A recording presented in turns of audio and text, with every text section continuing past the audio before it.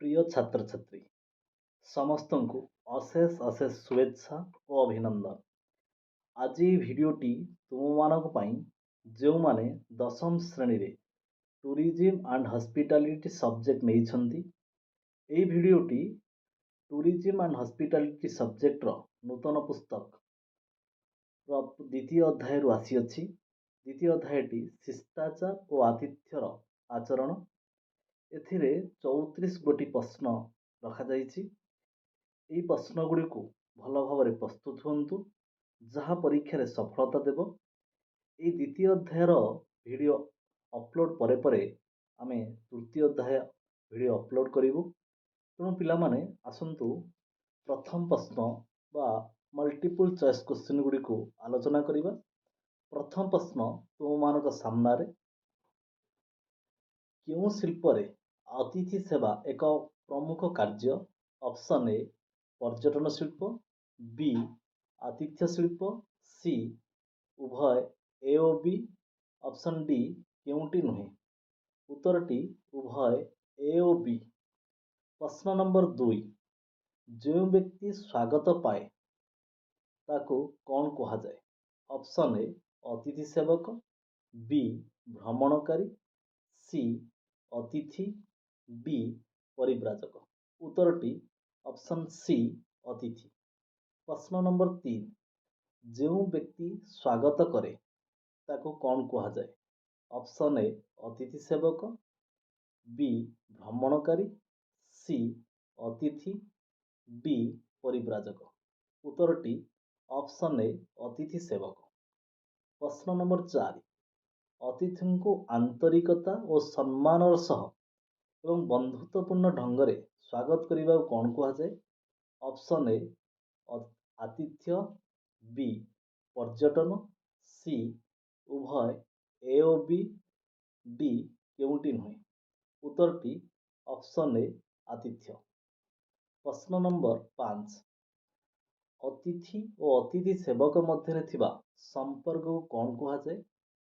Option ଗୁଡ଼ିକ ଏ ପର୍ଯ୍ୟଟନ, ବି ଆତିଥ୍ୟ, ସି ଗ୍ରାହକ, ଡି ଉପରୋକ୍ତ ସମସ୍ତ। ଉତ୍ତରଟି ଅପସନ୍ ବି ଆତିଥ୍ୟ। ପ୍ରଶ୍ନ ନମ୍ବର 6, ଆତିଥ୍ୟ କେଉଁ ଲାଟିନ୍ ଶବ୍ଦରୁ ଆସିଅଛି? ଅପସନ୍ ଏ କମ୍ୟୁନିକେୟାର, ବି ଟର୍ନର, ସି ହସ୍ପେସ୍, ଡି କମ୍ୟୁନିସ୍। ଉତ୍ତରଟି ହସ୍ପେସ୍। ପ୍ରଶ୍ନ ନମ୍ବର 7, ଭାରତରେ ପର୍ଯ୍ୟଟନର ମୂଳମନ୍ତ୍ର କ'ଣ? ଅପସନ୍ ଗୁଡ଼ିକ ଏ ଗ୍ରାହକ ସେବା, ବି ପର୍ଯ୍ୟଟକଙ୍କ ସେବା, ସି ଅତିଥି ସେବା, ଡି ଅତିଥି ଦେବୋ ଭବ। ଉତ୍ତରଟି ଅପସନ୍ ଡି ଅତିଥି ଦେବୋ ଭବ। ପ୍ରଶ୍ନ ନମ୍ବର 8, ବ୍ୟକ୍ତିଙ୍କ ବ୍ୟବହାର, କଥାବାର୍ତ୍ତା ଏବଂ ଚାଲିଚଳନକୁ କ'ଣ କୁହାଯାଏ? ଅପସନ୍ ଏ ଶିଷ୍ଟାଚାର, ବି ବ୍ୟବହାର, ସି ମୁଖଭଙ୍ଗୀ, ଡି ଆଚରଣ। ଉତ୍ତରଟି ଅପସନ୍ ଡି ଆଚରଣ।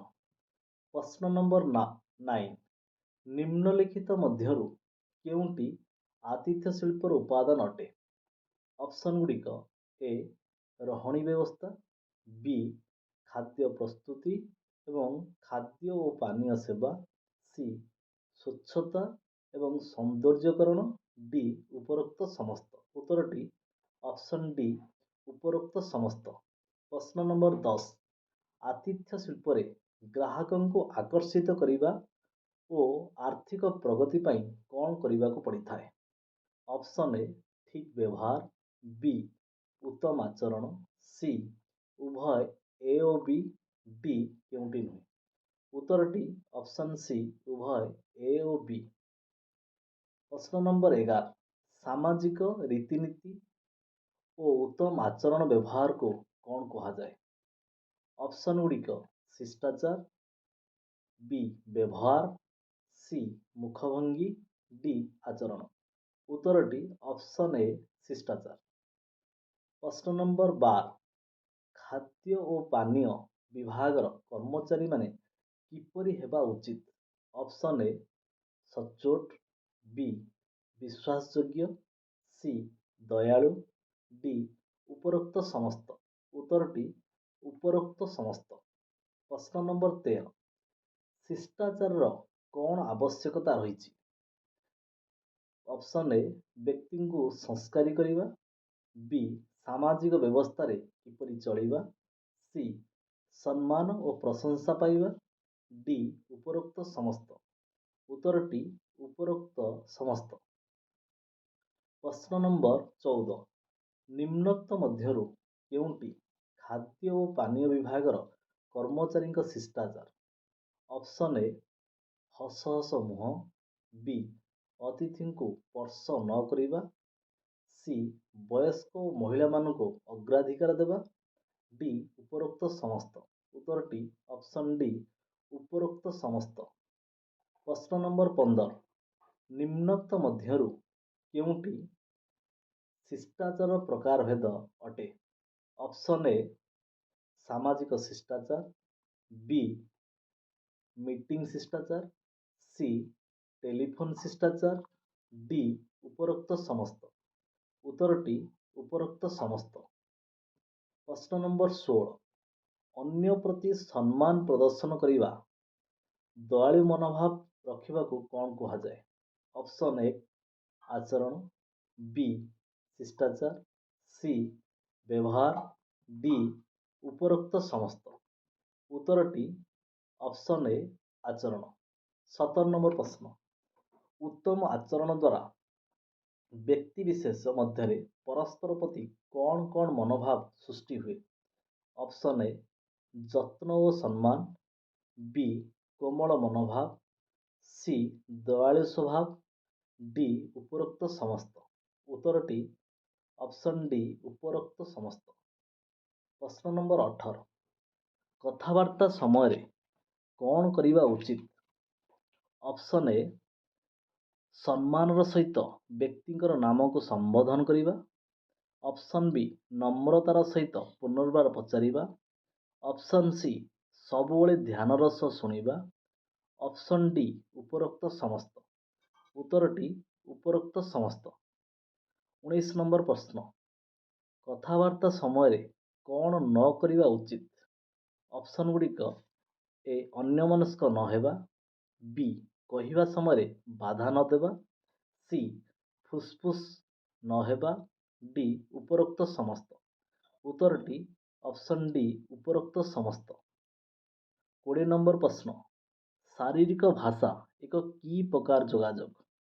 ଅପସନ୍ ଏ ବାଚନିକ ଯୋଗାଯୋଗ, ବି ଅଣବାଚନିକ ଯୋଗାଯୋଗ, ସି ଦୃଶ୍ୟମାନ ଯୋଗାଯୋଗ, ଡି ଉପରୋକ୍ତ ସମସ୍ତ। ଉତ୍ତରଟି ଅପସନ୍ ବି ଅଣବାଚନିକ ଯୋଗାଯୋଗ। 21 ନମ୍ବର ପ୍ରଶ୍ନ, ଗ୍ରାହକଙ୍କୁ ସ୍ୱାଗତ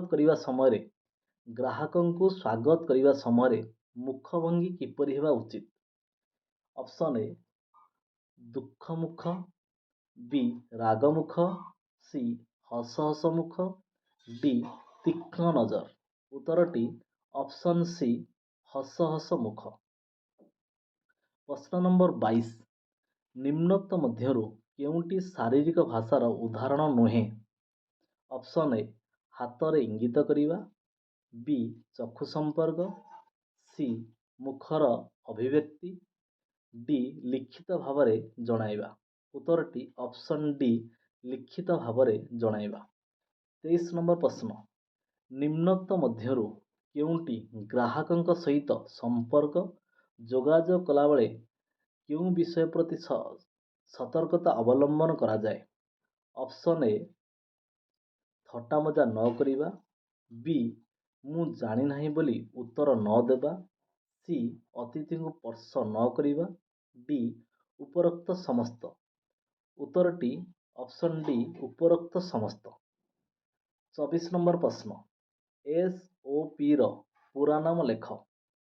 option A standard operating procedure, B section operating procedure, C selection operating procedure, D standard operating product.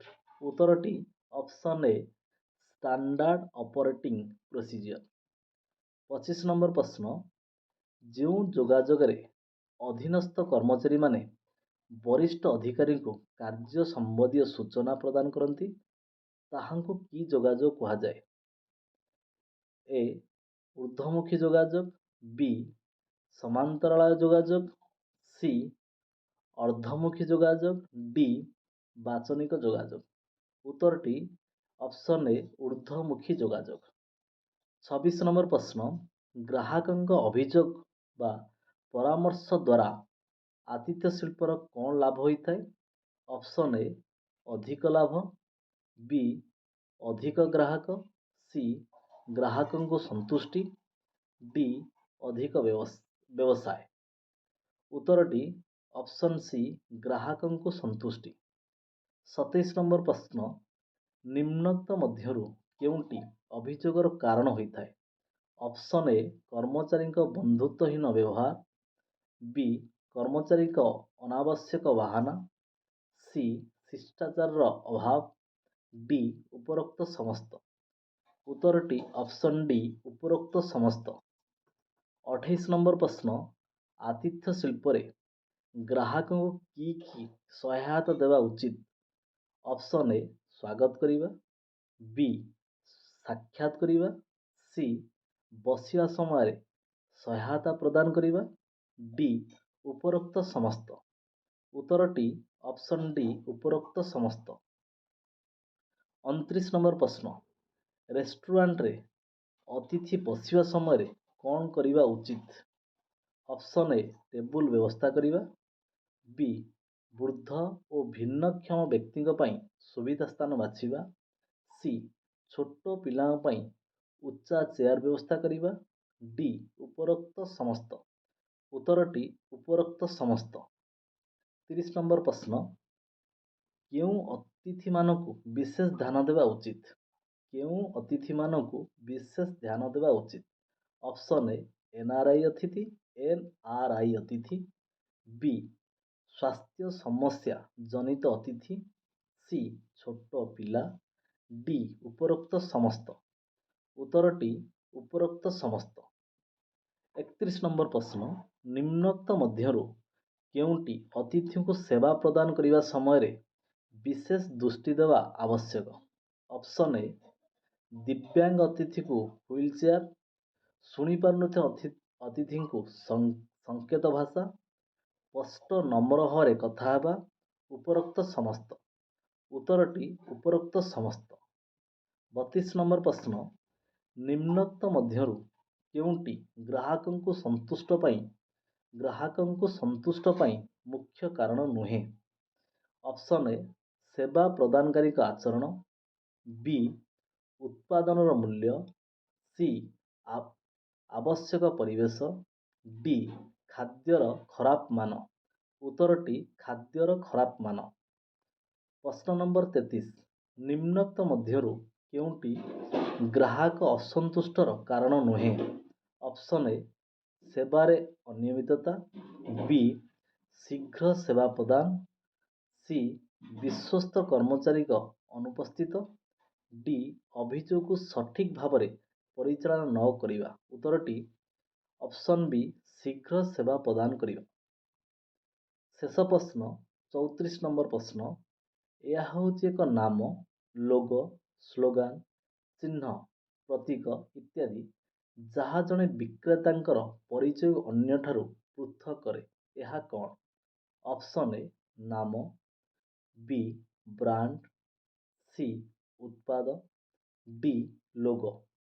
ଉତ୍ତରଟି ଅପସନ୍ ବି ବ୍ରାଣ୍ଡ। ସମସ୍ତଙ୍କୁ ଧନ୍ୟବାଦ ଦେଖିଥିବାରୁ। এই ଭିଡ଼ିଓଟିକୁ ସମ୍ପୂର୍ଣ୍ଣ ଭାବେ ଦେଖିଥିବାରୁ ସମସ୍ତଙ୍କୁ ଅଶେଷ ଧନ୍ୟବାଦ। ଦୟାକରି ସମସ୍ତେ এই ଭିଡ଼ିଓକୁ ଲାଇକ୍ କରିବେ, କମେଣ୍ଟ ବି କରିବେ ଓ ନିଜ ସାଙ୍ଗସାଥିମାନଙ୍କୁ ସେୟାର କରିବେ। ଧନ୍ୟବାଦ।